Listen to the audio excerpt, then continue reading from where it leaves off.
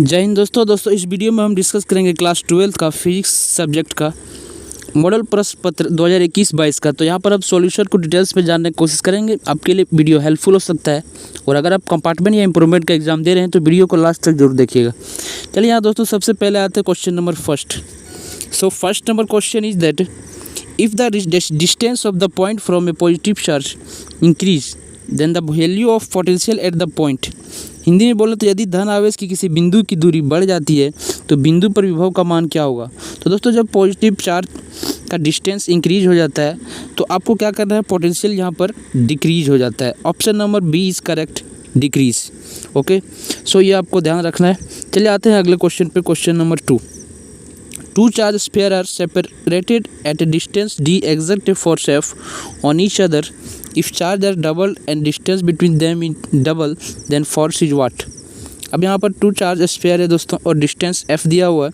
If charge double and distance between them is double then force is what.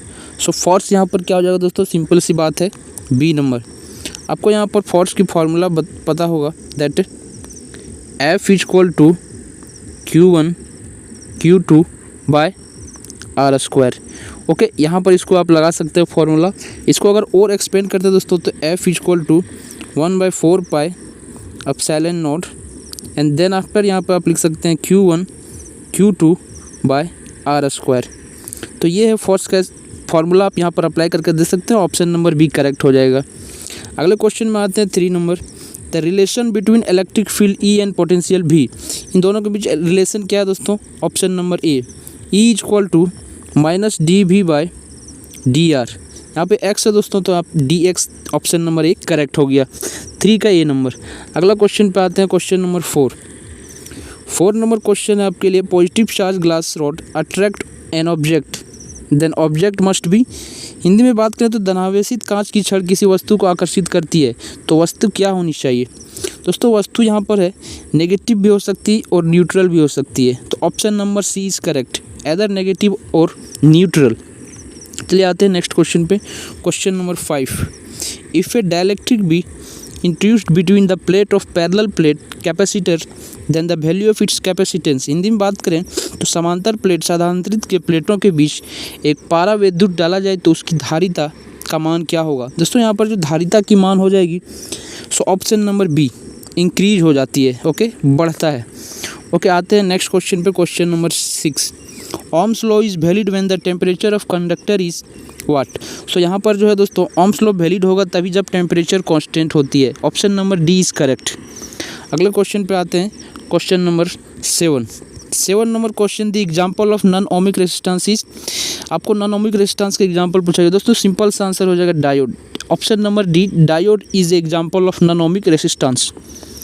अगले question की बात करते हैं, question number 8। Kirchhoff's first and second law for electric circuit are consequence. Hindi में बात करें तो विद्युत परिपथ में जो किरचॉफ का पहले और दूसरे नियम का परिणाम क्या है। दोस्तों इसका सिंपल सा आंसर हो जाएगा B number, there is conservation of electric charge and energy respectively. यहाँ पर फर्स्ट लॉ किरचॉफ्स का है वो कंजर्वेशन ऑफ इलेक्ट्रिक चार्ज बताता है, सेकेंड लॉ जो है कंजर्वेशन ऑफ एनर्जी के बारे में बताता है। तो ये दोनों लॉ आपको किरचॉफ्स का याद होना चाहिए। अगले क्वेश्चन की ओर बात करते हैं, क्वेश्चन नंबर 9।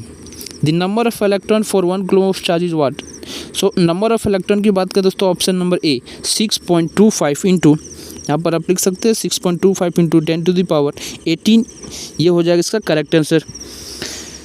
उसके बाद आप बात करते हैं दोस्तों, question number 10। A charge Q is enclosed by a Gaussian spherical surface of radius R। If the radius is double then the outward electric flux will be what.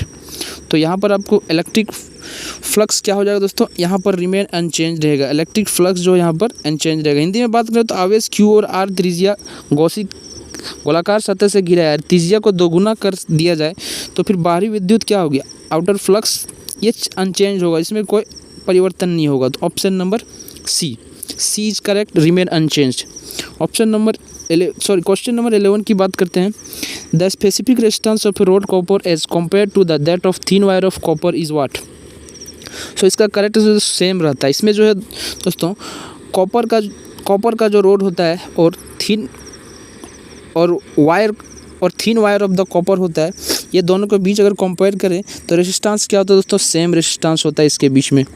अगले क्वेश्चन की ओर बात करते हैं, question number 12, what is the SI unit of electric flux. Electric flux दोस्तों, electric flux का जो यहाँ पर डिनोट करते हैं इस तरह से, इसका जो एसआई यूनिट है V M. Option number D is correct. अगले क्वेश्चन की ओर बात करते हैं यहाँ पर, a wire P is half of the diameter half of the length of wire Q, similar material, then the ratio of resistance P to Q is what. दोस्तों यहाँ पर डबल हो जाती है, सी नंबर 2:1 हो जाएगा इसका सिंपल सा आंसर।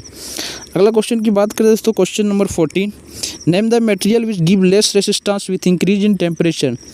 ऐसा मटेरियल का नाम बताया जो कि टेम्परेचर बढ़ता है तो रेजिस्टेंस कम होते जाता है। सो करेक्ट आंसर हो जाएगा सिलिकॉन। दोस्तों सिलिकॉन है, और एक और नाम बताऊं मैं तो आपको कार्बन। ये दोनों ऐसे हैं जो कि टेम्परेचर बढ़ने के साथ रेजिस्टेंस घटती है, सी नंबर करेक्ट। अगले क्वेश्चन की ओर बात करते हैं, electron enters perpendicular to uniform magnetic field, the path of the electron will be. यहाँ पर बात करें दोस्तों, जब आपके पास परपेंडिकुलर इलेक्ट्रॉन इंटर करता है तो मैग्नेटिक फील्ड में यहाँ पर जो path of the electron will B circular. यहाँ पर जब आपके पास 90 डिग्री पे परपेंडिकुलर एंटर करता है तो इसका इलेक्ट्रॉन का पाथ क्या हो जाएगा, circular. Okay, so option number A is correct. So दोस्तों अगले वीडियो में मिलते हैं नेक्स्ट आगे क्वेश्चन के लिए। अगर वीडियो अच्छा लगा तो लाइक कमेंट जरूर करें और